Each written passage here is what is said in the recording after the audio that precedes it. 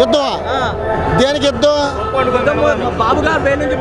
అంటే యుద్ధం అంటే రాత్రిపూట 9 దాటిన తర్వాత యుద్ధం ఆ యుద్ధం అనుకుంటా. అంటే ఒక స్టేజ్ దాటిన తర్వాత ఒక మూడు వచ్చింది కదన్నా వాళ్ళకే. అంటే పాదయాత్ర చేసింది కదా, ఇది ఎట్లాగా యుద్ధం రాలా. ఇక ఆ యుద్ధంలో పాల్గొందామని యుద్ధం మొదలైంది అనుకోండి.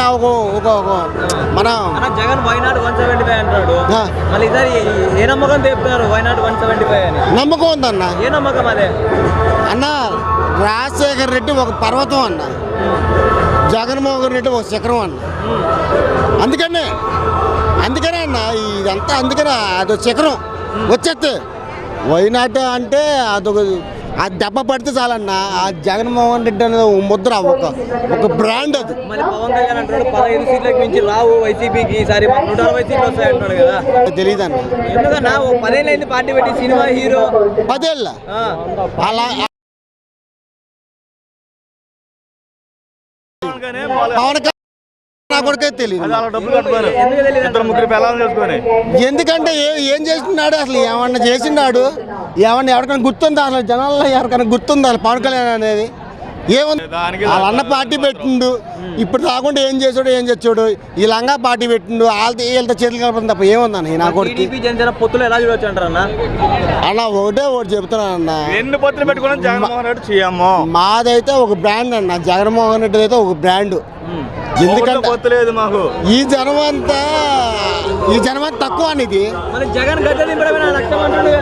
గద్ద నా కొడుకి వాళ్ళ కుటుంబంలో మొత్తం హీరోలు చేయడం తప్ప నా కొడుకు ఏం తెలుసు అన్న? ఆడికి ప్రజల కష్టాలు ఆడికి ఏం తెలుసు అన్న? ఆడికి ఏం తెలుసు? ఆడికి విజయవాడలో దిగి ఒక 4 కిలోమీటర్లు తిరగలేకపోయింది ఆ ఎదవా.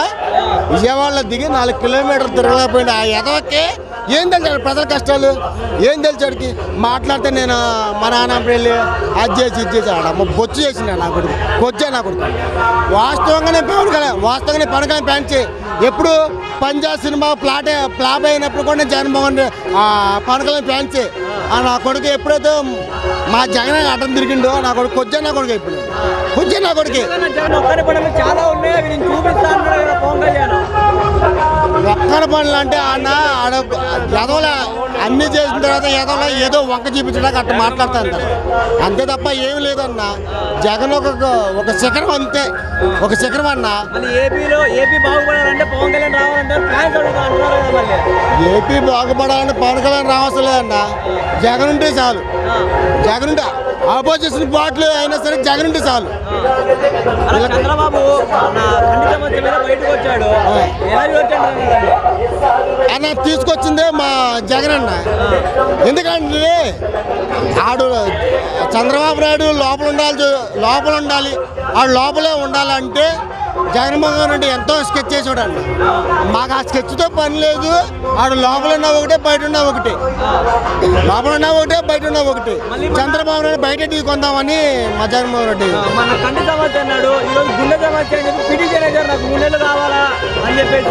ఆ లోపలికి వెళ్ళండి. ఆ లోపలికి వెళ్ళడు. చంద్రబాబు నాయుడు అయితే లోపలికి వెళ్ళడు. మా జగన్మోహన్ రెడ్డి కొత్త పాలన ఖాయం అంతే, ఖాయం. ఆడైతే లోపలికి వెళ్ళడు చంద్రబాబు నాయుడు.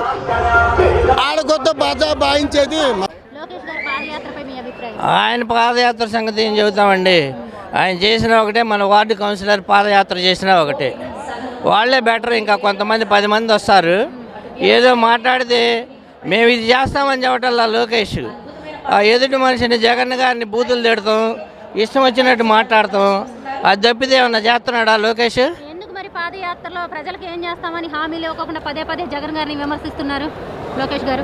ఇక వాళ్ళకి వేరే చెప్పుకోవడానికి ఏమీ లేనప్పుడు ఏం చేస్తారు? ఏదో ఒకటి. వాళ్ళకన్నా సైకిల్ ఎవరుండారమ్మా? తెలుగుదేశం నాయకుల కన్నా సైకిల్ ఉండారా? మాజీ సీఎం చంద్రబాబు కన్నా సైకిల్ ఉండారా? లోకేష్ కన్నా సైకిల్ ఉండారా? వాళ్ళని మించిన సైకిల్ లేరు, మన దేశంలోనే లేరు. అంటే మా పాదయాత్రకి ప్రజలు వస్తుంటే వాలంటీర్లు అడ్డుకుంటున్నారు అంటున్నారు, అది ఎంతవరకు నిజమంటారు? అంతా వట్టిదే. వాలంటీర్లే స్వచ్ఛందంగా వాళ్ళ పనులు వాళ్ళు చేసుకుంటున్నారు. వాలంటీర్లకి ఏం పని? వాళ్ళ పాదయాత్ర అడ్డుకోవాలని వాళ్ళెంత 200 మంది 100 మంది కూడా ఉంటల్లా. పాదయాత్రలో 100 మంది వాళ్ళ సెక్యూరిటీ వాళ్ళు, వాళ్ళ రోప్ పార్టీ వాళ్ళు తప్పితే అసలు జనం మామూలు జనం ఎవరున్నారు? ఓటర్లు 2024లో అధికారంలోకి వచ్చేది మేమే, జగన్ అట్టర్ ఫ్లాప్ అయిపోయారని చెప్పేసి వ్యాఖ్యలు చేస్తున్నారు కదా, దాన్ని ఎలా చూడొచ్చంటారు? అదంతా చెప్పుకుని ఆ విధంగా చెప్పుకొని ఆనందపడుతుంటారు. వాళ్ళు ఇప్పుడు కాదు, 24లో కాదు, తర్వాత నెక్స్ట్ 30లో కానీ, 29లో కానీ, ఆ తర్వాత వచ్చే 34లో కానీ, ఇక వాళ్ళనే కళ వాళ్ళ అధికారంలోకి రావటం అనేది ఇక కళ. మేము అధికారంలోకి వస్తే జగన్కి భయం అంటే ఏంటో చూపిస్తామని చెప్పేసి లోకేష్ గారు వ్యాఖ్యలు చేస్తున్నారు, దాన్ని ఏ విధంగా చూడొచ్చంటారు? అసలు భయం లేని వ్యక్తి ఎవరంటే మన ఆంధ్ర రాష్ట్రంలో, మన ఇండియాలోనే జగన్మోహన్ రెడ్డి గారు. ఆయనకి ఈయన భయం నేర్పించేది ఏంటి? అంత సోనియా గాంధీనే ఎదిరించి పార్టీ పెట్టుకుని సక్సెస్ అయ్యి 151 సీట్లు సంపాదించాడు.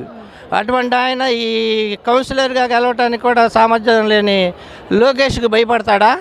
ఆయన ఐటీ మంత్రిగా చేశారు కదా లోకేష్ గారు కూడా. అది ఎమ్మెల్సీగా చేసుకుని దొడ్డిదారిని ఐటీ మంత్రి అవటమేగా. ఎమ్మెల్సీగా చేశాడు వాళ్ళ నాన్న కాబట్టి. ఎమ్మెల్సీగా చేసి దొడ్డిదారిని 3 పదవులు తీసుకొని ఇది చేశాడు. ఎమ్మెల్యేగా గెలిచాడా? మంగళగిరిలో ఘోరంగా ఓడిపోయాడు. జగన్ గారిని సవాల్ చేయటం కాదు ఆయన. మంగళగిరిలో మేమే అధికారంలోకి వచ్చేసని చెప్పి అదంతా జరగని పని. కల్లా మళ్ళీ ఆళ్ళ రామకృష్ణారెడ్డి గారే గెలుస్తాడు. లోకేష్ పాదయాత్రలో మేము అధికారంలోకి వస్తే బాబు చిటికేస్తే వైసీపీ వాళ్ళని బట్టలప్పది రోడ్డు మీద నిల్చోబెట్టుకుంటామన్నారు. వాళ్ళు అధికారంలోకి వచ్చేది లేదు, ఈ చెప్పేది చేసేది లేదు. మామూలుగా 2 కాళ్ళు లేని మనిషి కుర్చీలో కూర్చుంటాడు. నేను లెగిస్తే మనిషిని కాదంటాడు. వాడిని లేపాలంటే 2 పట్టుకుని లేపాలి. వాళ్ళు లేచి తనటం ఇవన్నీ జరిగే పనులేనా? ఏదో చెబుతుంటారు. వాళ్ళ కడుపు మంట. ఎటు మనం గెలవలేము, ఇక జగన్ స్థిరపడిపోయాడు, మనం ఏం చేయలేకపోతున్నాం, మనం ఏం చేయలేం కాబట్టి మన పరిస్థితి ఏంటని చెప్పి ఉక్రోషం ఆపుకోలేక వాళ్ళు ఇష్టం వచ్చినట్టు మాట్లాడుతున్నారు.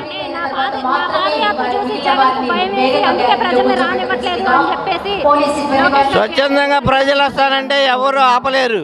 ఆ రోజున పాదయాత్ర చేస్తే జగన్ గారికి పొలాల్లో నుంచి రోడ్లు వెంబట పరిగెత్తుకుంటూ వచ్చారు. ఎవరు పిలవలా, వాళ్ళు స్వచ్ఛందంగా వచ్చారు. ఈయనకి మీద కూడా అభిమానం ఉంటే వస్తారు కదా. మరి ఎవరు రావట్లేదంటే మీకు అభిమానం మీ మీద లేదనే కదా. జగన్ భయపడుతున్నారు అని చెప్పేసి ఏది 100 మంది పాదయాత్రను చూసి ఆ రోప్ పార్టీలను వాళ్ళ సెక్యూరిటీ తప్పితే ఎవరైనా ఉన్నారా? ఆ జనం ఎవరైనా ఉన్నారా? అసలు ఆయన పాదయాత్రకి పట్టుమని 100 మంది వస్తున్నారా? 100 మంది కూడా ఉంటారు. వాళ్ళ పార్టీ తాలూకు కార్యకర్తలు, రోప్ పార్టీ వాళ్ళు, వాళ్ళ సెక్యూరిటీ తప్ప ఎవరూ లేరు. నా పాదయాత్రలోకి బ్లేడ్ బ్యాచ్ దించారు వైసీపీ వాళ్ళు అని చెప్పేసి అంటున్నారు. అది ఎవరికేం అవసరం అండి బ్లేడ్ బ్యాచ్? వాళ్ళు రకరకాలుగా నోటికి ఏది వస్తే అది మాట్లాడతారు. ఎవరికేం అవసరం?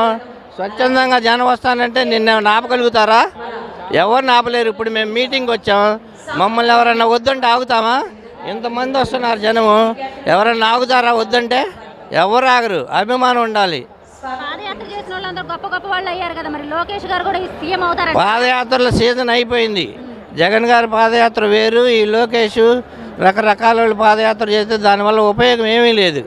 పేరుకి ఏంటంటే వాళ్ళ తృప్తి కోసం పాదయాత్రలు చేస్తారు. అక్కడ ఏం వచ్చేది లేదు, పెట్టేది లేదు. ఇంకొక మాట కూడా అన్నారు లోకేష్, సమానత్వం పేరుతోటి విద్యార్థులందరికీ ఒకటే డ్రెస్ కోడ్ పెట్టారు, మరి మార్కులు కూడా విద్యార్థులందరికీ ఒకటే మార్కులు వేయొచ్చు కదా అన్నారు. మరి దాన్ని ఎలా చూడొచ్చు అంటారు? ఏమండి, డ్రెస్ కోడ్ పెడితే అందరూ కోటీశ్వరుడు, ఉన్నోడు లేనోడు అందరూ సమానం అని చెప్పి డ్రెస్ కోడ్ పెడతారు. అది మంచికే దారి తీస్తుంది. అలా కాకుండా కోటీశ్వరుడు ఒక డ్రెస్సు, మామూలుడు లేనివాడు ఒక డ్రెస్ అంటే ఇంకా స్టూడెంట్స్లోనే నీకు సమానత్వం ఉండదు, హెచ్చు తగ్గులుగా చూసుకుంటుంటారు. అది లేకుండా సమానమైన డ్రెస్ కోడ్ పెట్టాడు. మళ్ళీ అమ్మఒడి అని చెప్పి గోరుముద్దని, ఒకటే మార్కులు ఎలా వేస్తారు? అతని దగ్గర సబ్జెక్ట్ ఉంటే, అతని దగ్గర వర్త్ ఉంటే మార్కులు వేస్తారు. రాయకుండానే మార్కులు వేస్తారా? వాళ్ళ ప్రభుత్వంలో వేసారేమలా,